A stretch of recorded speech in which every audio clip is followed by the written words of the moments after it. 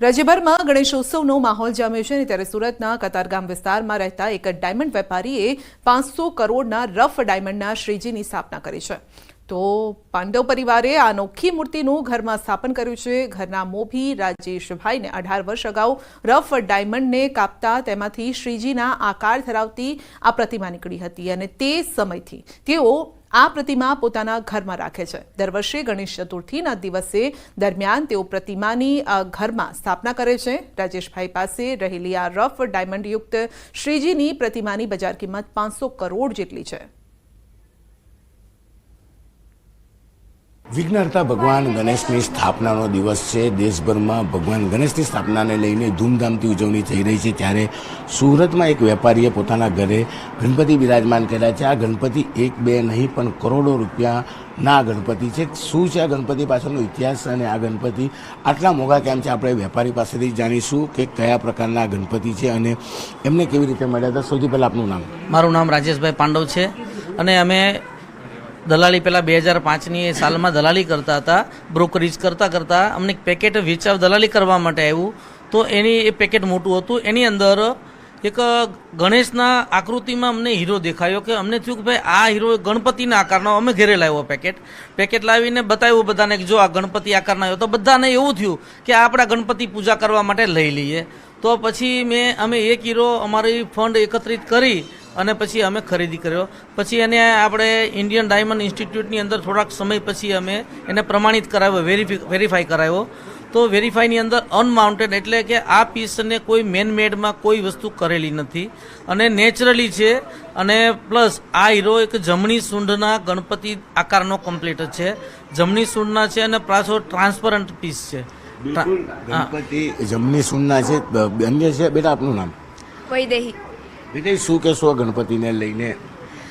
દરેક હીરો અનમોલ જ હોય છે, પણ અમારા ઘરે જે હીરો આવ્યો છે એ ગણપતિ આકારનો છે, એટલે એની સાથે આસ્થા અને શ્રદ્ધા પણ જોડાઈ જાય છે, જે અનમોલ જ છે, જેની કોઈ તુલના જ નથી। બજાર મૂલ્ય જોવા જાય તો કદાચ આ ડાયમંડ રફ ડાયમંડ છે ને જો આ ડાયમંડ પોલિશ થાય તો એની કિંમત 500 કરોડ આજુબાજુ પહોંચતી હોય છે। કેમેરામેન ભરત બ્રહ્મપર સાથે કીર્તિશ પટેલ, ન્યૂઝ 18 ગુજરાતી, સુરત। સુરતના વેપારીને મિત્રતા કરવી ભારે પડી છે। મિત્રતા કેળવી વેપારીને બ્લેકમેલ કર્યો છે। વેપારીને ફસાવી આઈફોન દાગીના પડાવ્યા છે। બળાત્કારના કેસમાં ફસાવી દેવાની ધમકી આપી છે। સરથાણા પોલીસે મહિલાની ધરપકડ કરી છે। મહિલા પોતે ડિવોર્સી હોવાનું અને મિત્રની જરૂર હોય વેપારીને વિશ્વાસમાં લીધો। મહિલાએ માર્ચ એપ્રિલ માસમાં લાખો રૂપિયા પડાવી લીધા હોવાની સરથાણા પોલીસ મથકમાં ફરિયાદ નોંધાઈ છે। ઘટના અંગે સરથાણા પોલીસે તપાસ હાથ ધરી છે।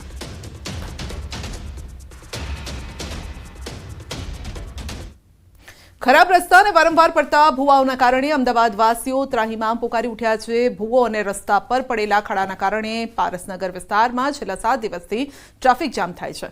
સૌથી મોટી વાત તો એ છે કે 7 દિવસ પહેલા પડેલા ભૂવાનું 2 દિવસ પહેલા જ કામ શરૂ થયું અને આ તંત્રની બેદરકારી પર સ્થાનિક લોકો અનેક સવાલ ઉઠાવી રહ્યા છે। સ્થાનિક લોકો તો ત્યાં સુધી કહી રહ્યા છે કે પહેલા નાનો ભૂવો પડ્યો હતો ને તે તંત્રને નજરે ન આવ્યો અને તે જ ભૂવાઓ મોટું સ્વરૂપ ધારણ કરે છે।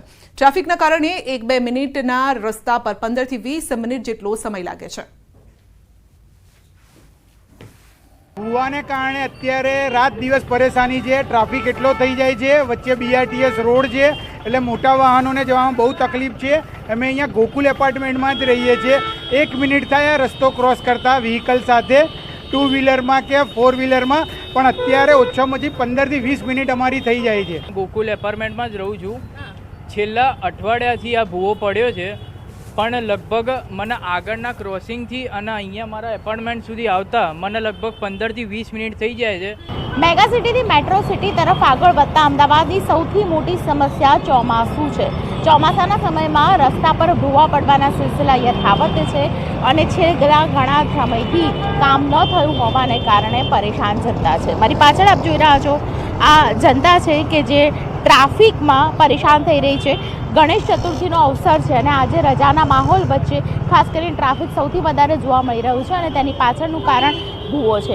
છેલ્લા 7 દિવસથી ભૂવાનું કામકાજ ન થયું હોવાને કારણે લોકો પરેશાન થતા જોવા મળી રહ્યા છે. અત્યારે તો સવારનો સમય છે, રજાનો દિવસ છે, પરંતુ સાંજના 7 વાગ્યા બાદ સૌથી વધારે ટ્રાફિક આ વિસ્તારમાં થતો હોય છે. રસ્તાઓ ખરાબ છે અને બીજી તરફ ભૂવાનું સમારકામ જલ્દીમાં જલ્દી ન થતું હોવાને કારણે ટ્રાફિકને કારણે પણ ખાસ તહેવારનો સમય છે, સૌથી વધારે લોકોનો બગડી રહ્યો છે. કેમેરામેન ગંગા રાઠોડ સાથે દીપિકા કુમાર, ન્યૂઝ 18 ગુજરાતી, અમદાવાદ. અત્યારે પારસનગરમાં પણ 500 મીટરના અંતરે જ પડેલા બીજા ભૂવાનું હજુ પણ સમારકામ પૂર્ણ નથી થયું. 15 દિવસ જેટલો સમય થતાં પાલિકાનું કોઈ એક્શન નથી. પારસનગરમાં ગુજરાત હાઉસિંગની રીડેવલપમેન્ટ સ્કીમ પાસે ભૂવો પડ્યો છે. ભૂવો પડતા બંને બાજુ પતરામારી રોડ બંધ કરી દેવાતા સ્થાનિકોને હાલાકી પડી રહી છે. આસપાસની 7 સોસાયટીના 8000થી પણ વધુ લોકોને હાલાકી ભોગવવાનો વારો આવ્યો છે.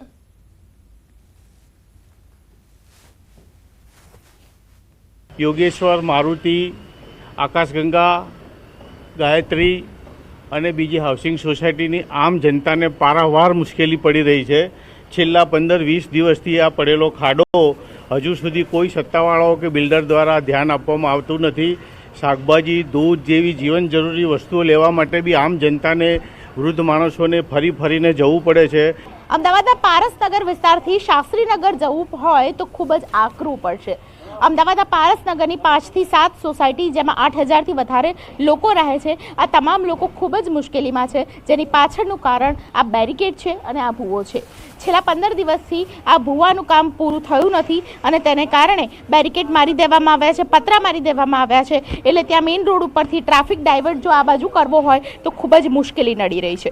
બીજી તરફ આપ જુઓ તો ખાસ કરીને કામ ચાલી રહ્યું છે અને આ કામ કન્સ્ટ્રક્શનનું છે. વન ટ્રી પ્રોજેક્ટ સાથે જોડાયા છે પર્યાવરણવિદ પ્રસિદ્ધિ વન ફાઉન્ડેશનના સ્થાપક.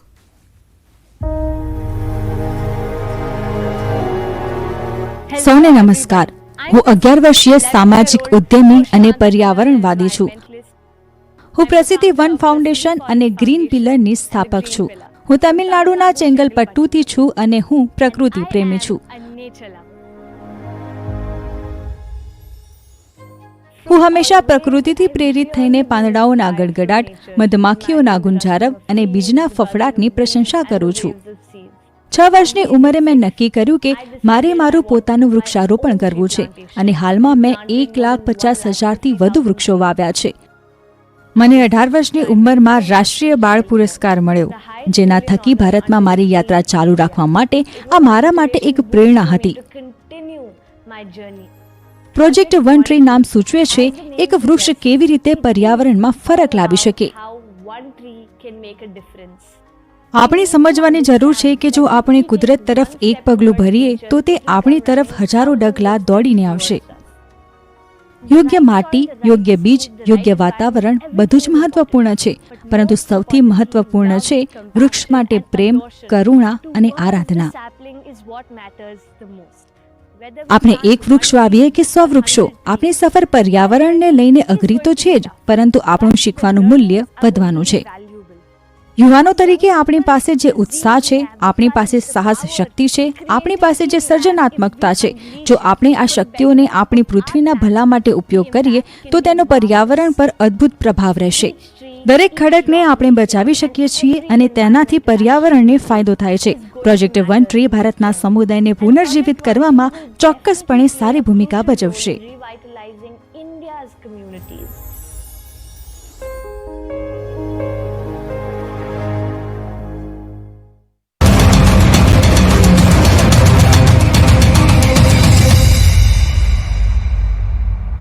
પાણી ભરાયા. વરસાદ બંધ થયા બાદ 5 કલાક પછી પણ પાણી ઓસર્યા નથી. આજોલ, લોધરા રોડ અને પાલડી દેલવાડા રોડ વચ્ચેથી ચરાડા ગામ પસાર થાય છે. વરસાદી પાણીનો નિકાલ નહીં થતો હોવાનો ગ્રામજનોનો આક્ષેપ છે. ચરાડા ગામમાં પાણી ભરાયાની સ્થિતિને પગલે ગ્રામજનો મુશ્કેલીમાં મુકાયા છે.